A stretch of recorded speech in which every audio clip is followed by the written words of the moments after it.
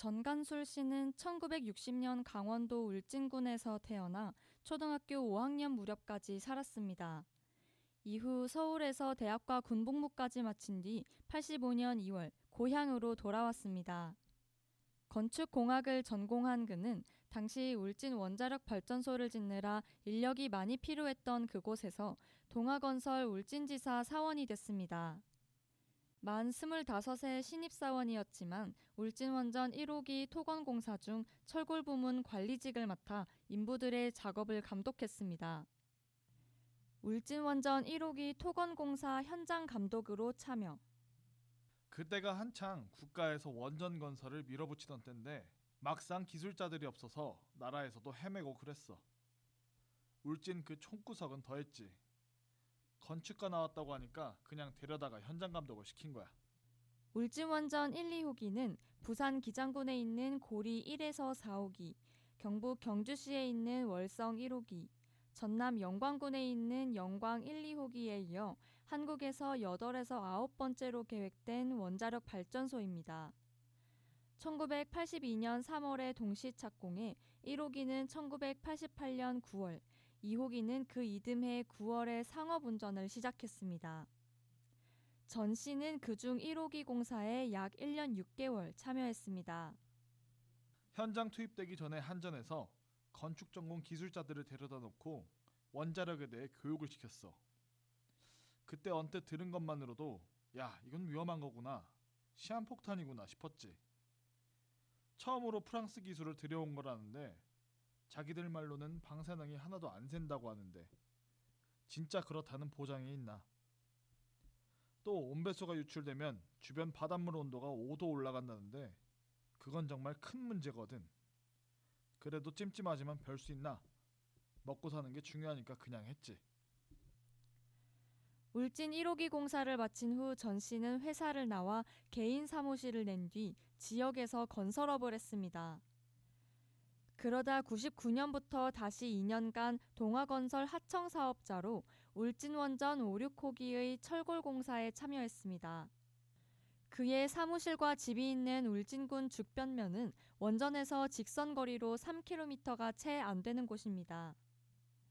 울진 지역 6기의 원자로 중 3기를 짓는 데 참여했고 인근 마을에서 30여 년을 살아온 전 씨는 2014년 12월부터 전국 4개 원전 주변 지역 주민들과 함께 한수원을 상대로 손해배상 공동소송을 벌이고 있었습니다. 그는 그해 8월 갑상선암 진단을 받았는데 자신의 병이 원전에서 나온 방사성 물질과 관련이 있다고 주장합니다.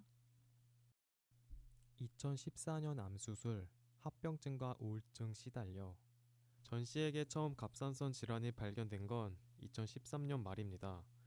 건강검진차 지역병원을 찾았다가 갑상선에 작은 혹이 있다는 것을 알게 됐습니다. 독립유공자의 외손인 그는 경북 보훈병원에서 정밀검사를 받았는데 암은 아니다라는 진단이 나와 약물 치료만 받았습니다. 신체 기초대사 조절 호르몬을 분비하는 갑상선에 이상이 생기면 쉽게 피로를 느끼고 약을 먹지 않으면 정상 생활이 어려워집니다. 전 씨는 약을 먹어도 피로감과 우울 증세가 심해지자 이듬해 8월 강릉 아산병원을 찾아갔습니다. 결과는 갑상선암, 이미 주변 임파선까지 암세포가 퍼진 상태였습니다. 전 씨는 5시간에 걸친 대수술로 갑상선은 물론 주변 임파선까지 모두 드러냈습니다. 수술 후엔 서울 아산병원으로 후송되어 일주일간 방사선 집중 치료를 받았습니다. 그는 평생 그렇게 큰 수술을 해본 적이 없어서 겁이 많이 났다고 회고했습니다. 암수술의 후유증도 큽니다. 피로감은 여전하고 면역력이 약해져 각종 합병증에 시달립니다. 2017년 5월부터는 신장투석도 받았습니다. 10여 년 전부터 알았던 신장질환이 갑상선암 투병 과정에서 악화됐습니다. 이후 3개월마다 한 번씩 정기검진을 받고 있으며 평생 약을 먹어야 합니다. 전 씨는 이렇게 말했습니다. 안 걸려본 사람은 모르지. 위암하고 바꾸자면 난 바꿀 거야. 지금도 세상 만사가 다 싫어. 평생 우울증을 안고 살아야 하는 게 갑상선암이니까. 많은 사람들이 지진과 같은 자연재해 등으로 장차 원전에서 사고가 날지 모른다고 걱정하지만 핵발전소 주변에 사는 전씨 같은 사람들에게 원전은 미래가 아닌 현재의 위험입니다. 4개 원전 지역 갑상선암 환자 618명 공동소송. 전 씨가 자신의 병이 원전 탓이라고 주장하는 근거는 울진을 비롯한 원전 주변 지역에 유독 갑상선암 환자가 많다는 사실입니다. 당시 한수원을 상대로 공동소송을 낸 원전 인접지역 갑상선암 환자는 4개 지역을 모두 합쳐 618명입니다. 그중 울진군의 울진읍, 죽변면, 북면 주민이 147명인데 이들 3개 읍면 지역 인구는 2016년 기준 29,622명입니다. 이를 10만 명당 환자 수로 환산하면 496명입니다. 국립암센터가 내놓은 2013년 통계에서 우리나라 인구 10만 명당 갑상선암 환자 수는 84명입니다. 울진 원전 주변의 갑상선암 환자가 전국 평균의 5.9배나 된다는 얘기입니다. 내가 사는 죽변면에만 갑상선암 환자가 70명 이상인데 여기 인구는 6,500명 정도밖에 안 돼. 이렇게 집단적으로 있는 데는 없단 말이야. 어떤 집은 27 먹은 청년이 엄마랑 같이 암에 걸렸어. 갑상선암은 보통 남자들은 잘 안 걸린다고 하는데 여긴 남자들도 꽤 있어. 걔네들 얘기는 우리가 인간이 잘못해서 걸렸다는 얘기야. 그럼 대한민국에 인간이 잘못해서 걸렸는데 인구 6,500명짜리 면에 70명 있는 데 있으면 나와보라고 해. 아니 30명 있는 데만 나와도 나는 승복을 하겠어. 전 씨가 사는 죽변면의 2016년 기준 실제 인구는 7,709명으로 환자 70명을 계산할 경우 10만 명당 무려 908명꼴로 갑상선암이 발병한 셈입니다. 이는 전국 평균의 11배가 넘습니다. 2014년에 처음 원전 건강피해 인정 판결. 2014년 10월 부산지방법원은 부산 기장군 고리원전 10km 내에서 20년간 살아온 이진섭 씨 가족이 한수원을 상대로 낸 손해배상 청구 소송에서 원고 일부 승소 판결을 내렸습니다. 당시 법원은 이 씨의 아내 박모 씨의 갑상선암에 대해 원전의 발병 책임을 인정하고 관리기관인 한수원이 1,500만 원을 배상하라고 판결했습니다. 원전 주변의 여성 갑상선암 발병률이 높다는 역학조사 결과를 근거로 삼았습니다. 2011년 4월 서울대 의학연구원 안유균 교수팀은 원전 반경 5km 이내에 사는 여성의 갑상선암 발병률이 30km 밖에서 거주하는 여성보다 2.5배 높다는 연구 결과를 내놨습니다. 판결 당시를 기준으로 3년 6개월간 고리원전이 있는 부산 기장군의 암 진단 비율이 수도권의 3배가량 되고 이 중 갑상선암 환자가 가장 많다는 동남권 원자력 의학원 통계도 판결에 영향을 끼쳤습니다. 동남권 원자력 의학원은 과학기술정보통신부 산하 한국원자력의학원의 분원입니다. 법원은 이 씨의 직장암과 아들의 자폐증에 대해서는 배상 책임을 인정하지 않았습니다. 갑상선암과 달리 이들 질병은 원전과의 관련성을 입증할 만한 근거가 없다는 이유였습니다. 그럼에도 당시 판결은 원전 주변 지역 주민들의 건강 피해를 인정한 첫 사례가 됐다는 점에서 의의가 컸습니다. 이 씨 가족의 승소는 전 씨가 참여하고 있는 전국 4개 원전 주변 지역 주민 공동 소송의 기폭제가 됐습니다. 2014년 11월 부산환경운동연합 등이 주도해 1차 공동 소송인단을 모집했고 4차례에 걸쳐 모집된 갑상선암 환자 618명과 그 가족 등 총 2,516명이 소송에 참여했습니다.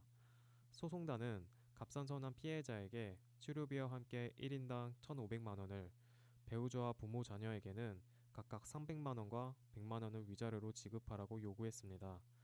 소송 대리인을 맡고 있는 법무법인 민심의 서은경 변호사는 이렇게 설명했습니다.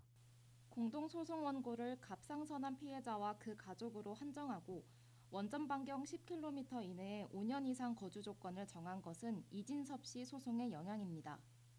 원전 주변 지역 주민들이 다양한 암 증세를 보이고 있지만 법원이 인과관계를 인정한 것은 갑상선암뿐이므로 여기 집중하기로 했다는 뜻입니다.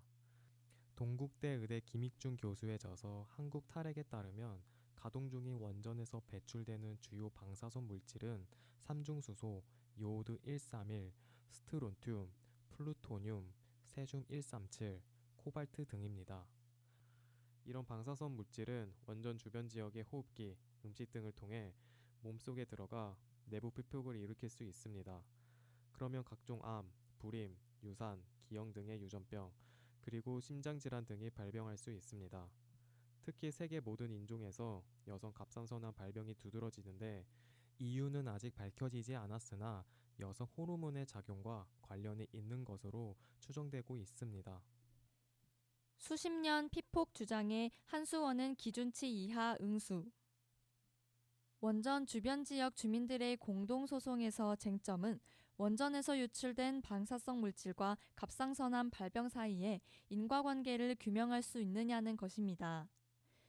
보통 손해배상 소송에서 가해자의 불법 행위를 입증할 책임은 피해자에게 있지만 이 사건처럼 일반인이 쉽게 입증하기 어려운 사안인 경우 피고인 기업 등의 입증 책임이 넘어갑니다. 2012년 대법원의 공해소송 관련 판례에 따른 것입니다. 따라서 이 소송은 피고인 한수원 측이 먼저 피해보상 책임이 없다는 것을 주장하고 원고 측이 이를 반박하는 방식으로 진행됐습니다.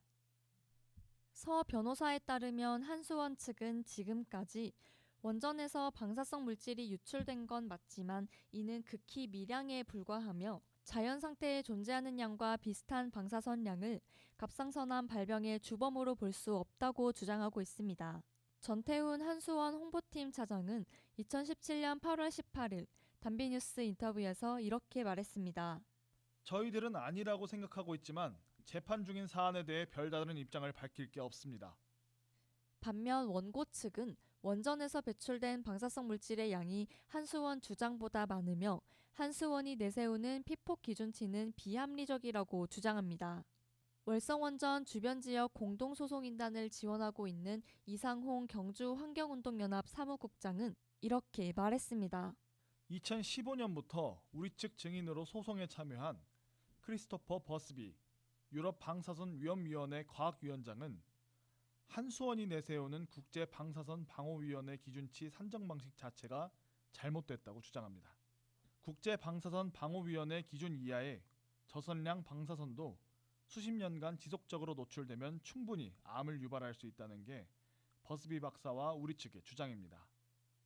버스비 박사는 또 2015년 8월 부산지법 법정에서 이미 지난 1970년대 고리원전 주변에서 한수원이 주장한 것보다 많은 양의 방사성 물질이 배출됐다고 지적했습니다. 유럽 방사선 위험위원회는 1997년 유럽의회 내 녹색당이 주도해 설립한 단체로 그간 국제기준으로 사용돼온 국제방사선 방호위원회의 방사선 위험 측정 방식에 대해 비판적인 목소리를 내왔습니다. 반면 1928년 창립된 국제방사선 방호위원회는 국제원자력기구 등으로부터 운영자금을 받아 방사선 안전기준을 설정하는 국제방사선학회의 위탁기관입니다. 2014년 12월부터 시작된 공동소송은 그간 재판부가 계속 바뀐 탓에 1심 심리가 오래 진행됐습니다. 2017년 6월 새 재판부 아래 다시 심리가 시작됐고 원고 측 대리인들은 갑상선암 피해자 618명 각각에 대한 의학적 소견을 담은 진료기록 감정서를 새로운 증거로 준비했습니다. 울진지역 소송인단 주민대표도 맡고 있는 전간솔 씨는 반드시 한수원의 책임을 밝히겠다며 이렇게 말했습니다. 지역 주민들이 이렇게 집단적으로 암에 걸리는 건 100% 원전과 관련이 있지. 걔네들은 변호사가 9명이나 재판에 오고 너희 돈 때문에 소송하는 거지 하고 비웃는데 내가 꼴랑 돈 1,500만 원 받아 뭘 하겠어.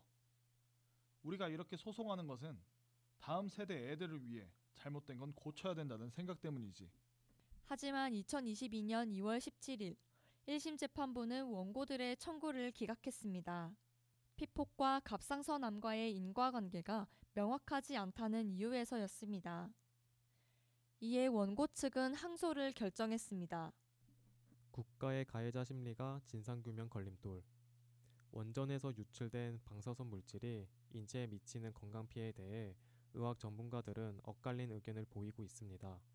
국제방사선 방호위원회의 의료방사선 분과위원인 강건욱 서울대 핵의학과 교수는 2017년 11월 24일 단비뉴스 전화 인터뷰에서 이렇게 말했습니다. 방사선량과 암 발생률이 비례관계에 있는 건 맞지만 원전에서 유출됐다는 방사성 물질의 양이 자연 방사능이나 의료 방사능에 비해 낮은 건 역시 엄연한 사실입니다. 원전 주변 지역 주민들에게 영향을 미친 방사선량이 자연 상태에 존재하는 방사선이나 컴퓨터 단층 촬영 등의 의료 방사선량 수치에 비해 낮다는 얘기입니다. 강 교수는 방사선량 수치가 낮은데도 원전 주변 지역에 갑상선암 환자가 많다면 제3의 원인을 찾아 예방책을 강구할 일이지 원전 탓을 하는 건 무책임하고 논리적이지도 않다고 지적했습니다. 그러나 김익준 교수는 2017년 11월 22일 단비뉴스 전화 인터뷰에서 아무리 적은 양의 방사선이라도 암 발병 가능성을 높인다는 것은 교과서에도 나와 있는 분명한 사실이라고 말했습니다. 그는 이렇게 덧붙였습니다. 피폭량이 적으면 위험성이 상대적으로 적은 거고 많으면 위험성이 비례해서 늘어나는 거지 역치는 없습니다. 특히 암과 유전병은 피폭량과 정비례 관계에 있고 역치값이 없습니다. 그는 또 자연 방사선과 의료 방사선에 견주어 원전에서 유출된 방사선량이 무해하다고 주장하는 것에 대해 전형적인 물타기 수법이라고 비판했습니다. 김 교수는 또 이렇게 말했습니다. 자연 방사선은 인간이 피할 도리가 없고 의료 방사선 역시 위험 대비 이익이 크기 때문에 인간이 이용하는 것이지 그 수치가 미미하다고 해서 암 발병 위험이 없다는 뜻은 아닙니다. 김 교수는 대규모 역학조사를 통해 원전 주변 지역 주민들의 건강 피해를 규명할 수 있는 것은 정부밖에 없는데 국가 기관 산업으로 운영되는 원전의 특성상 문제가 생기면 국가가 가해자 입장에 놓이기 때문에 미온적으로 대처해 왔다고 꼬집었습니다. 그는 적극적인 진상규명을 촉구하며 이렇게 말했습니다. 원전 인근 주민들의 갑상선암 발병 비율이 높다는 역학조사 결과가 나왔으니 이제 국가가 나서서 제대로 추적 조사를 해야 합니다.